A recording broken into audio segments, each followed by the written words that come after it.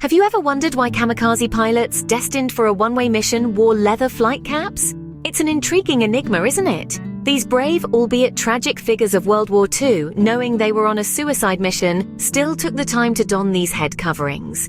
But let's clear up a common misconception first. These weren't helmets, they were leather flight caps, a far cry from the modern aviation headgear we're familiar with. These caps served a crucial purpose. They protected the pilots from the biting cold and deafening noise of flight, especially when they flew with their cockpit canopies open. This was a common practice when taking off, landing, or scouting for landmarks. The caps weren't meant to protect them in a crash. No helmet could do that. They were there to ensure a smooth flight, to aid in the completion of their mission, so the flight caps were more about practicality than protection in a crash. But let's delve deeper. To understand this, we need to step back into the era of World War II, when the kamikaze strategy was employed. Picture this. The year is 1944, and the tide of war is shifting against Japan.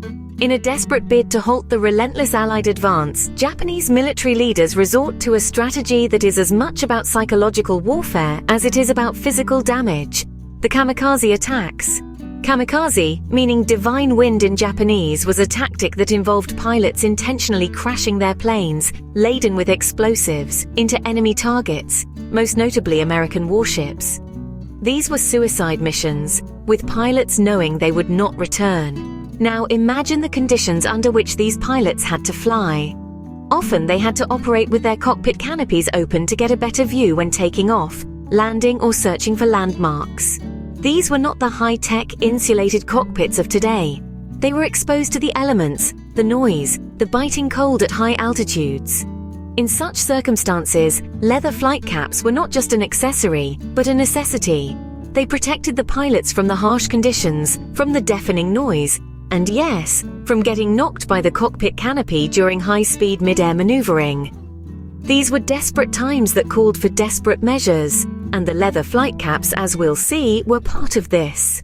Now that we have the historical context, let's examine the practical reasons behind the use of these leather flight caps. Delving into the practicality of the leather flight caps, we must first understand that these were not just mere fashion statements. They served an essential purpose. During high-speed mid-air maneuvering, the kind you'd have to do to dodge gunfire while nose-diving into a ship, these caps protected the pilots' heads from being knocked against the cockpit canopy. Imagine for a moment the intense environment these pilots had to navigate. The roar of the engine, the whistling wind, the rapid heartbeat in their ears, all while executing complex maneuvers at breakneck speeds. In such a scenario, even a minor knock on the head could disorient a pilot, leading to a failed mission. The flight cap, though fashioned from a soft material like leather, provided just enough cushioning to prevent such unfortunate incidents.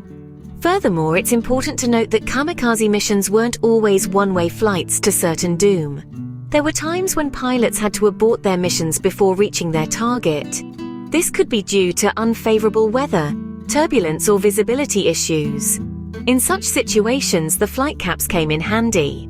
They helped keep the pilots warm in the chilling altitudes and shielded their ears from the deafening noise of the open cockpit, enabling them to maintain focus and control over their aircraft. So, contrary to popular belief, the leather flight caps weren't worn as a futile attempt to protect the pilots from the impact of a crash. They were, in fact, a functional part of the pilot's gear designed to help them carry out their mission successfully, regardless of how grim the ultimate objective may have been.